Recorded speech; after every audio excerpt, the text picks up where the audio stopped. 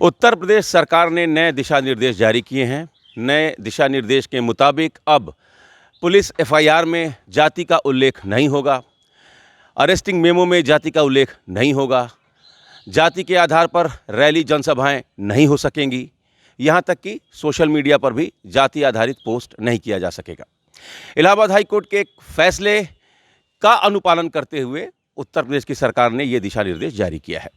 अब इसका मतलब क्या है, ये समझने के लिए हमारे साथ अधिवक्ता समाज के लोग हैं। चूँकि पुलिस एफआईआर में जाति का अगर उल्लेख नहीं होता है, इसका क्या असर होगा, इसका व्यवहारिक पक्ष क्या है, इनसे बेहतर शायद कोई और ना बता पाए।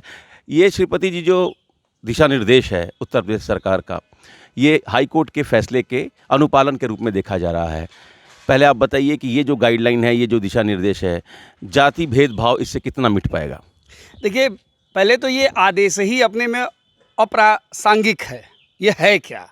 अगर आप जाति नहीं लिखेंगे अरेस्ट मेमो में या कहीं भी अरेस्टिंग के समय, तो फिर जो बहुत बड़ा एक्ट है SC/ST एक्ट, उसका क्या होगा? उन मुकदमों में बहुत सारे निर्दोष जेलों में बंद हैं, तब उनको भी छोड़ दे, सरकार हटा दे, बाहर कर दे, क्योंकि तब तो जाति का मामला ही खत्म हो गया। इस पर कम से कम गहनता से विचार करना चाहिए था कि ये है क्या। और जहाँ तक उत्तर प्रदेश सरकार की मंशा है, सरकार ने जो लागू किया है, वो सरकार से मैं सहमत इसलिए हूँ कि सरकार लगातार देख रही है इस समय जो ये चल रहा था, चाहे वो इटावा हो, प्रयागराज हो, आगरा हो, जो जिस तरीके से संसद में इंडिया अलायंस के लोग और भी विपक्षी दलों के लोग जातियों को उन्माद फैला रहे थे, चाहे वो कथावाचक की बात हो, हुआ तो वहाँ क्राइम था, किसी ने चोटी काटी मारा, वो क्राइम था, उस पर FIR होती, गिरफ्तारी होती, विवेचना होती, कोर्ट प्रोसीजर चलता, लेकिन लोगों ने उसमें जाति रंग दे दिया, जैसा कि विपक्ष किया कि अपने कार्यालय बुला करके एक पक्ष को गमछा पहना करके और कहा कि ये बताओ ये हो गया वो हो गया। तो वहाँ पर क्या हुआ कि यादव और ब्राह्मण लड़ गए इटावा में, जो कि सदियों से इन लोगों की दोस्ती है। कृष्ण सुदामा की दोस्ती के लोग मिसालें देते हैं, लेकिन अखिलेश यादव ने यादव और ब्राह्मण लड़ा दिया इटावा में। उसके बाद आते हैं रामजीलाल सुमन पर। रामजीलाल सुमन ने राणा सांगा को अंड बंड बोल दिया, संसद में भी बोला, बाहर भी बोला। वहाँ क्या हुआ, क्षत्रिय और दलित समाज लड़ गया।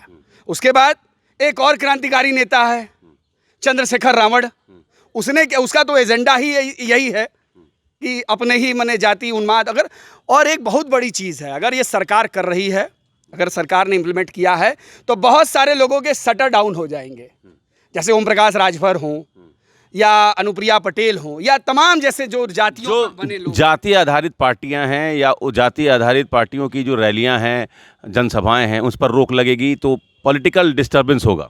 नहीं, पॉलिटिकल डिस्टर्बेंस नहीं होगा, समाज में फिर समानता आएगी, समाज के हर वर्ग एक साथ बैठेंगे।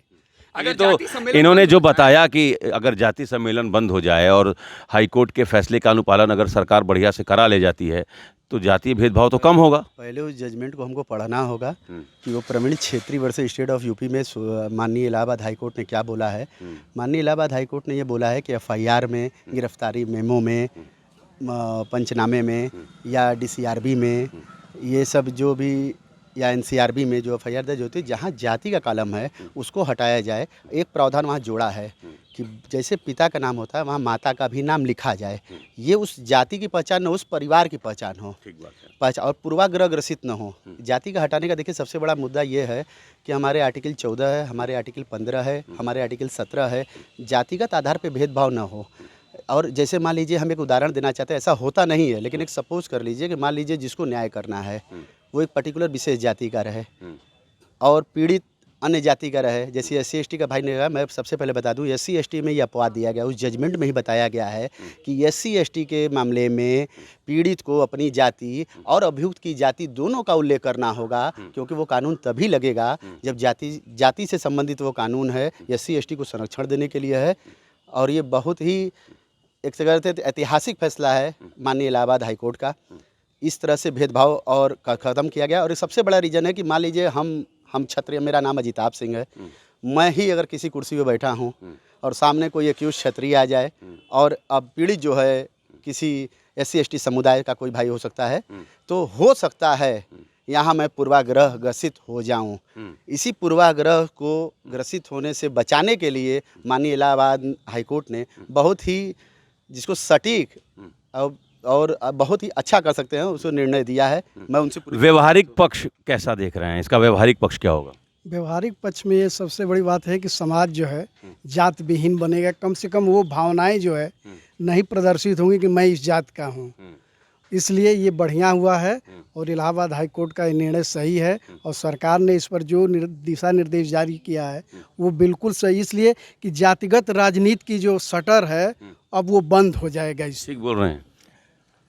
मैं इनकी बातों से सहमत नहीं हूं, क्योंकि इस आदेश को जब व्यवहारिक रूप से लागू किया जाएगा तो उसमें बहुत सारी कठिनाइयां आएंगी। जैसे कोई आपराधिक घटना घटती है तो उसमें अभियुक्त का नाम तो होता है, जैसे हाई कोर्ट ने ये कहा कि उसके पिता का नाम या उसकी माता का नाम कर दिया जाए, तो कई ऐसे आपराधिक घटनाएं घटती हैं जिसमें पुत्र अज्ञात होता है, अभियुक्त का नाम होता है और बहुत सारी घटनाएं पिता का नाम अज्ञात होता है। तो ऐसी परिस्थिति में अगर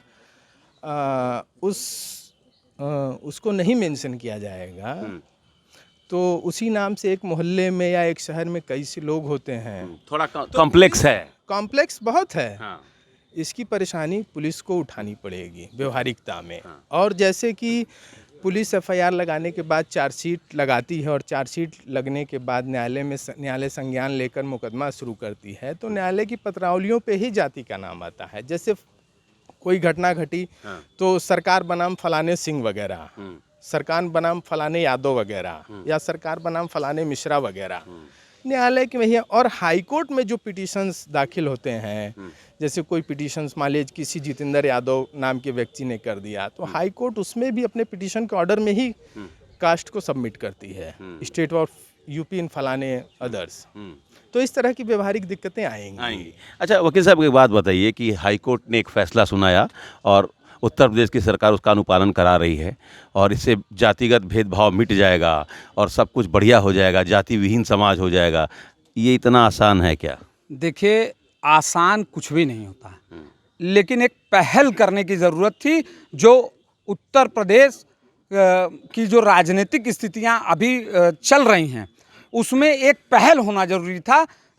इस फैसले में, इस ऐतिहासिक फैसले में माननीय उच्च न्यायालय द्वारा एक प्रयास किया गया, जिसको उत्तर प्रदेश की सरकार ने तुरंत उस पर एक्शन लेते हुए एक जीओ पारित किया गया। तो ये एक स्वच्छ माहौल बनाने का पहला कदम है। जरूरी नहीं है कि बच्चा पैदा हुआ, पहला कदम रखा तो तुरंत दौड़ना शुरू कर दे। चलने में थोड़ी कठिनाइयाँ आएंगी, जिनको दूर करने का प्रयास किया जाएगा। क्या संभावनाएं हैं कि क्या क्या दिक्कतें आ सकती हैं, उस पर भी तार्किक तरीके से, जैसे यहाँ हमारे भाइयों ने बहुत अच्छे तर्कों से प्रयास किया उसको समझाने का, क्या दिक्कतें आ सकती हैं और क्या बढ़िया चीज़ें हो सकती हैं, तो उसको प्रयास किया जाएगा। लगातार उसमें सुधार की गुंजाइश रहेगी और उसका प्रयास करके और अच्छे एक समाज का निर्माण करने में ये पहला कदम साबित हो सकता है। चलिए, तो कास्ट बेस्ड पॉलिटिक्स से सामाजिक वैमनस्यता फैल रही थी, सामाजिक दुराव बढ़ रहा था।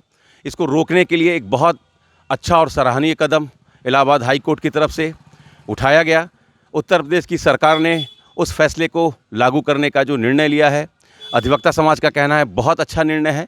इसमें कुछ हो सकता है कि कॉम्प्लेक्स हो, जटिलताएं हो, लेकिन वो धीरे धीरे व्यवहार में जो व्यवहारिक समस्याएं हैं वो धीरे धीरे कामकाज को जैसे जैसे वो आगे बढ़ता जाएगा ये फैसला, वैसे वैसे वो ठीक होते जाएगा।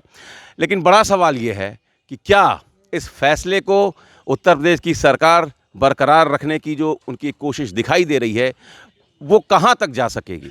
क्या इसको कोई चुनौती देगा या इस पर कोई अध्यादेश या कोई विधेयक लाया जाएगा? अब ये देखना बड़ा महत्वपूर्ण होगा, चूँकि इसके पहले भी ऐसे बहुत से फैसले जो कोर्ट ने तो दिए लेकिन बाद में सरकार ने विधेयक लाकर, अध्यादेश लाकर उसको बदल दिया। Amit Singh, TV9 UP Varanasi.